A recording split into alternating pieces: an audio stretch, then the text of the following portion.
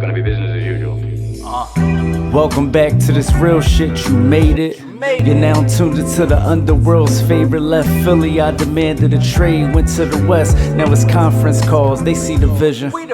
Ain't a stain on my jersey since I made it to 30. I had ops, but I was flaming them early. Look, these niggas ain't been through shit, ain't been on shit, ain't been bout shit, and ain't gonna do shit. It's the guy G-Holy, reppin' G-Holy.com, and as you can see, I had the audio set up.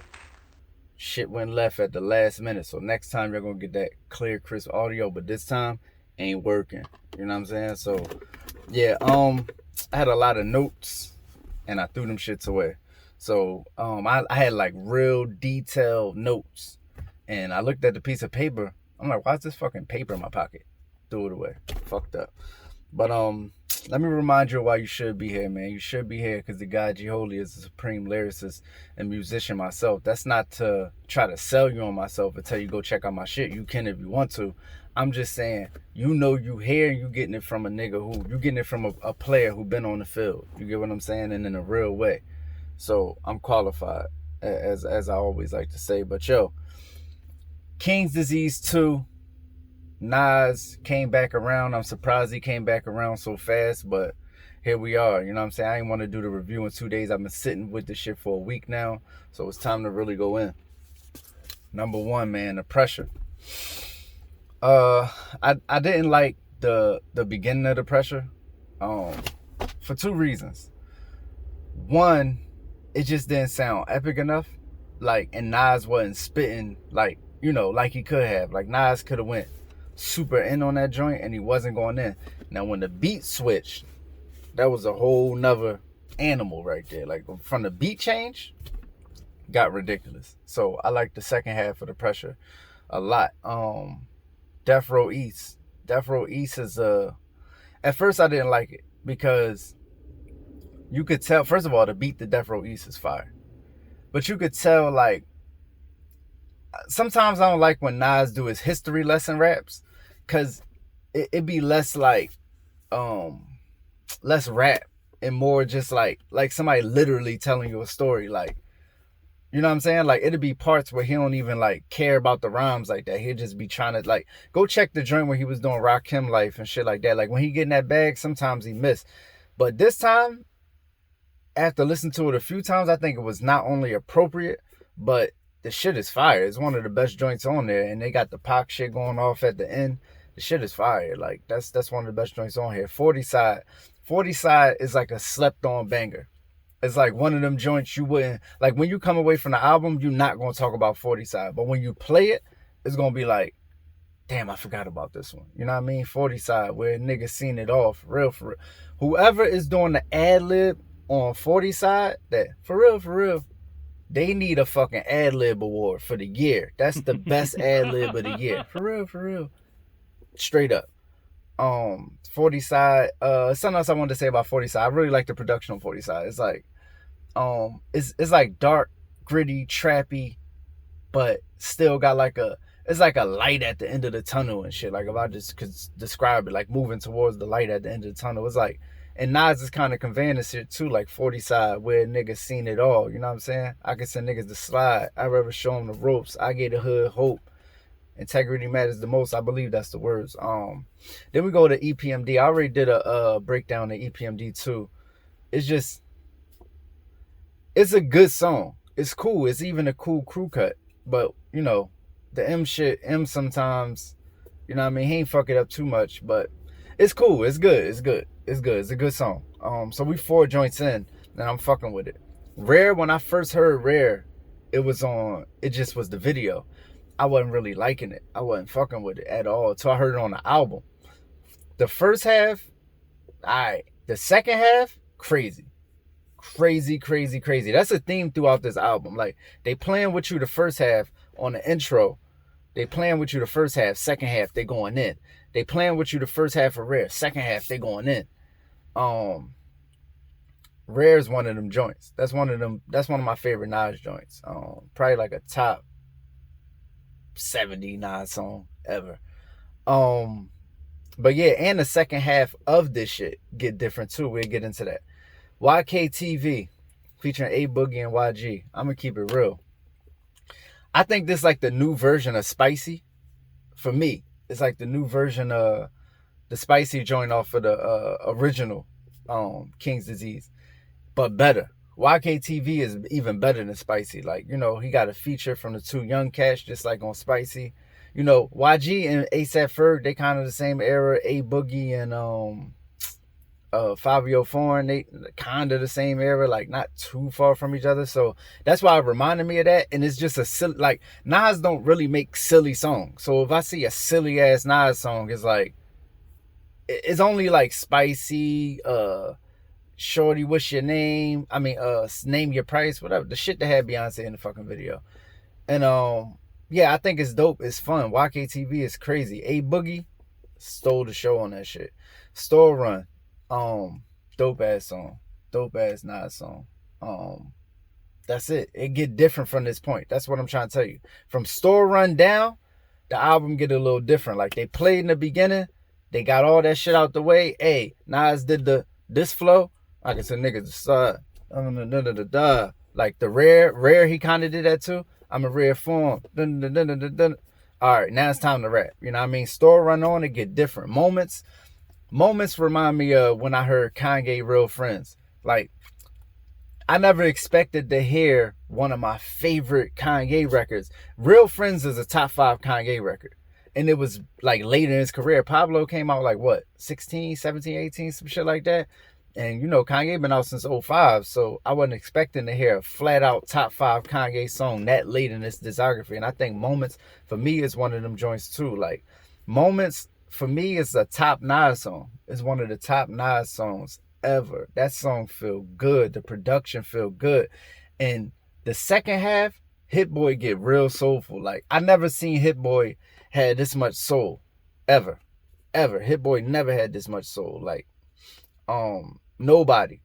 Another this moment is so classic that I don't think the gravity of it has been seen or heard or felt yet. I think we go back to this moment maybe 2 or 3 years later and we realize that Nas and Lauryn Hill re-collaborated since I Rule the World, and it sounded this good, and Lauryn sounded this good, and Nas sounded this good, and the beat was this fire. I think that when we look back, I don't think we taking it in the way we supposed to right now. Like, everybody's focused on the Eminem Nas moment, and that's cool.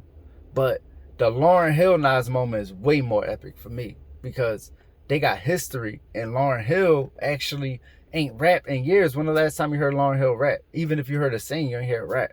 So, yeah.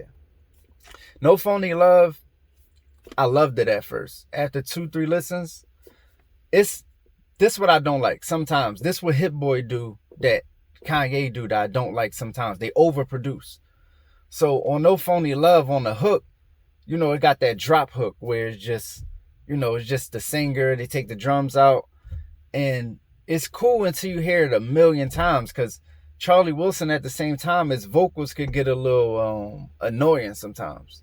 So that combined with the hook drop, like I like everything but the hook after like 100 listens. You know what I mean? I don't really fuck with the hook like that on there. Brunch on Sundays, even though I said Moments was a top Nas song, Brunch on Sundays for me is still my favorite song. It's the most, he described being successful at fucking 45, 50, what a day looks like in that realm to a T. It's like what life is supposed to feel like at that age. Like the shit is super fire. Brunch on Sundays featuring Blast. I don't know where Blast was in the song, but I love that shit. Count Me In. Like from this point on, 3 of the last 4 songs is just like good. They flow with the, but it ain't like standout. So My Bible is the standout from the last 4 songs. Crazy. If you know when Nas get in that bag, is a different Nas. So My Bible is once again one of them joints. Count Me In is cool. Composure is cool. Hit Boy verse was cool. Nas was cool. The last song, Nas Is Good, is cool. This album really lives in the middle. That middle part from Store Run, probably from Store Run to Brunch on Sundays. That's the album right there. And, you know, everything else is just like complimentary, you know what I mean? But the beginning of the album is super dope. I'm just saying, when Nas getting that run on his bag, you know how it was on the Blueprint. The first few songs on the Blueprint was super dope.